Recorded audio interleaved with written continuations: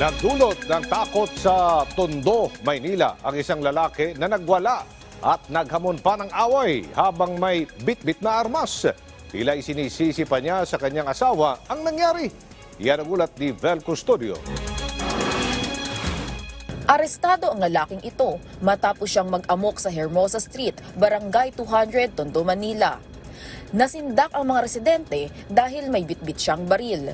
Kanina, habang nag-area monitoring yung tropa, naaktuhan nila itong suspect natin na nagsisigaw. Tapos may daladalang improvised na shotgun. So, right there and then, nagpakilala silang pulis at saka inakos nila yung tao. Kumpiskado sa suspect na si alias Archie ang sinasabing improvised shotgun. Base sa investigasyon, nagmura at naghamon ng away ang lalaki sa lugar. Pero iba naman ang kwento ng suspect. Hindi po ako nakainom ng mga oras na yun. Nagtalo lang po kami ng asawa ko. Yun po, nagkataon na nagtalo po kami, bigla po siyang humingi ng saklolo sa kapulisan po. Dagdag pa niya na sa loob lang sila ng bahay nagtalo ng kanyang asawa. Pero bigla siyang naamnesia nang tanungin ang punot dulo ng kanilang away.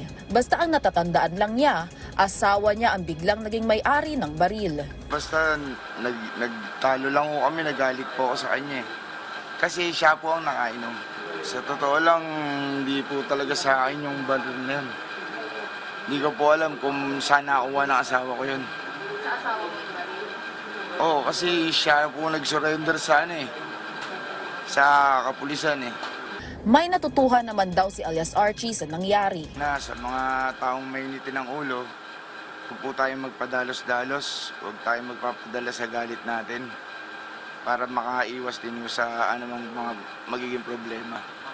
Sana mapatawad po niya ako kung ano man nagawa ko para sa kanya.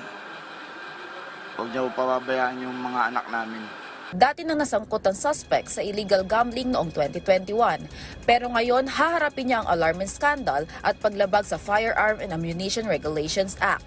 Vel Custodio, para sa Pambansang TV sa Bagong Pilipinas.